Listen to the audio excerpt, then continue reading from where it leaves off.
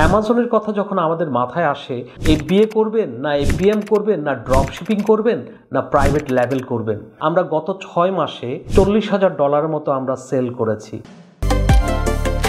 সবাই কেমন আছেন? আশা করি যে যেখান থেকে আমাকে শুনতে পাচ্ছেন। আজকে আমি অ্যামাজন স্টোর ম্যানেজমেন্ট নিয়ে কিছু কথা বলবো। আমি বিশ্বাস করি আমার এই কথাগুলো আপনাদের সকলের অনেক কাজে আসবে।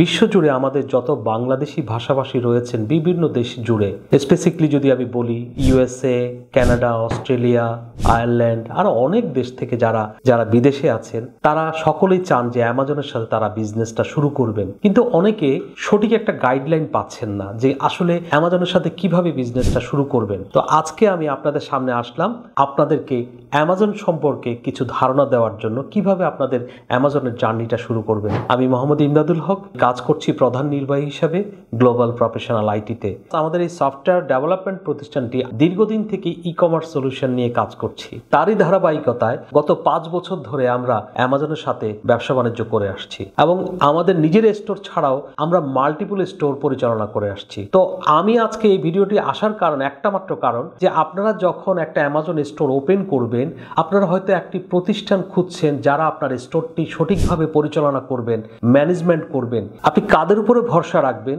আজকে এই পার্সপেক্টিভে আমি আপনাদের সামনে কিছু কথা তুলে ধরব। যেমন যারা বাংলাদেশে অনেকগুলো প্রতিষ্ঠান আছে, আপনারা যদি গুগলে বা চ্যাট জিপিটিকেও আস্কিং করেন Amazon store management company in Bangladesh, কারা অ্যামাজন স্টোর ম্যানেজমেন্ট করে থাকে, তো আমি বিশ্বাস করি অনেকগুলো কোম্পানির মধ্যে আপনারা আমাদের কোম্পানিটাকেও খুঁজে পাবেন। আমরা অনেক দিন ধরে সুনামের সাথে কাজগুলো করে চলছি, বিশেষ করে অ্যামাজনের বিজনেস। এখন অ্যামাজনের কথা যখন আমাদের মাথায় আসে, এফবিএ করবেন না এফবিএম করবেন না ড্রপ শিপিং করবেন না প্রাইভেট লেবেল করবেন।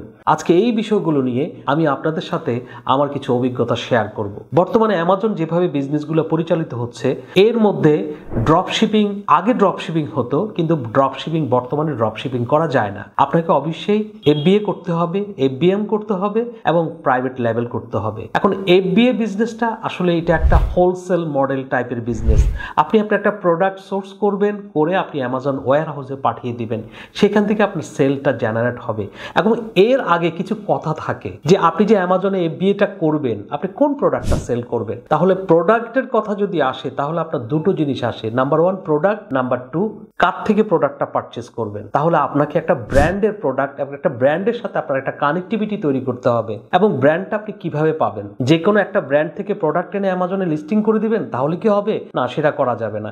সেটা যদি আপনি করেন, আপনার ইন্টেলেকচুয়াল প্রপার্টিতে আপনি পড়ে যাবেন, আপনার স্টোরটি ডিঅ্যাক্টিভেশনের রিস্কে পড়ে যাবে। তাহলে আমরা প্রথমত আমাদের যে প্রসিডিউর, সেটা হলো আমরা একটা ব্র্যান্ডের সাথে কানেক্টিভিটি করব, কমিউনিকেশন করব এবং তাদের কাছ থেকে একটা ব্র্যান্ড অ্যাপ্রুভাল আমাদেরকে নিতে হবে। ব্র্যান্ড অ্যাপ্রুভাল পাওয়ার পরে আপনি ওই কোম্পানির ব্র্যান্ডটা আপনি লিস্টিং করতে পারবেন। আর এছাড়া এফবিএম আছে, আপনি যদি সেম ব্র্যান্ডের প্রোডাক্ট এনে অথরাইজেশন নিয়ে আপনি যদি নিজে অ্যাজ এ মার্চেন্ট হিসাবে, আপনার যদি একটা ওয়্যার হাউস থাকে বা ইউএসএ আপনার নিজস্ব কোনো বাসা বা নিজের হাউস থাকে, সেখান থেকে যখন অর্ডারগুলো আসবে আপনি তখন ইচ্ছা করলে বাই শিপিংটা করতে পারেন। অ্যামাজন কাছ থেকে আপনি বাই শিপিংটা নিতে পারেন, যে শিপিং লেভেলগুলো অ্যামাজনের কাছ থেকে পারচেস করবেন, আপনি শুধু আপনার ইউপিএস, ফেডেক্স, ইউএসপিএস বা যে ধরনের কুরিয়ারগুলো আপনি চুজ করবেন, যেটা সর্বন্যূনতম চার্জেস আপনার জন্য অ্যাপ্লিকেবল হয়, সেখানে গিয়ে আপনি আপনার প্রোডাক্ট ওদের কাছে ড্রপ করে দিয়ে চলে আসবেন। তো এইভাবে আপনি বিজনেসটা পরিচালনা করতে পারেন। আর সর্বশেষ আরেকটা কথা হলো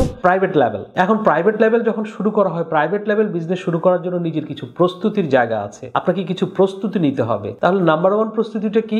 আপনার একটা ইউএস একটা কোম্পানি থাকতে হবে এবং আপনার নির্দিষ্ট ব্র্যান্ডের ইউএসপিটিও থেকে একটা ব্র্যান্ড অ্যাপ্রুভাল, আপনার এই ব্র্যান্ডটাকে রেজিস্টার্ড একটা ব্র্যান্ড করতে হবে। তো রেজিস্টার্ড ব্র্যান্ড করার জন্য আপনার একটা লোগো, আপনার কোম্পানি সেটা কি নিউমারিক হবে নাকি সিম্বলিক হবে, সকল পেপারস আপনি এগুলা যখন জমা দিবেন, তখন আপনাকে ওই ব্র্যান্ডটার, আপনাকে প্রাথমিকভাবে আপনি আপনার ব্র্যান্ডটা অনুমোদন পাবেন না, তবে আপনি বিজনেস করার জন্য যে আপনি একটা ব্র্যান্ড রেজিস্ট্রি করেছেন সেটা রেজিস্টার্ড থাকবে। এই ব্র্যান্ড অ্যাপ্রুভালটা পেতে প্রায় 6-7 মাস, 1 বছরও সময় লেগে যেতে পারে। তবে আমি সাজেস্ট করব আপনারা যে কোনো একজন ভালো লয়ারকে দিয়ে আপনাদের ব্র্যান্ড অ্যাপ্রুভালের সকল পেপারসগুলো আপনারা জমা রাখতে পারেন। অন্যথায় আপনারা আমাদের সহযোগিতাও নিতে পারেন। আপনি কাদেরকে ট্রাস্ট করবেন, কোন কনসালটেন্সি কনসালটেন্সি ফার্মকে আপনি ট্রাস্ট করবেন, কোন মেন্টর আপনার প্রয়োজন আপনার বিজনেসটাকে গ্রোথ এনে দেওয়ার জন্য, কিভাবে সেটা বুঝবেন, কিভাবে তাদেরকে ফাইন্ড করবেন। তো সেটার জন্য আমি বলবো কোনো একটা প্রতিষ্ঠানকে আপনার অ্যামাজন স্টোরটা আপনি যখন ম্যানেজ করার জন্য তাদেরকে দিবেন, স্টোর ম্যানেজমেন্ট পরিচালনা করার জন্য দিবেন,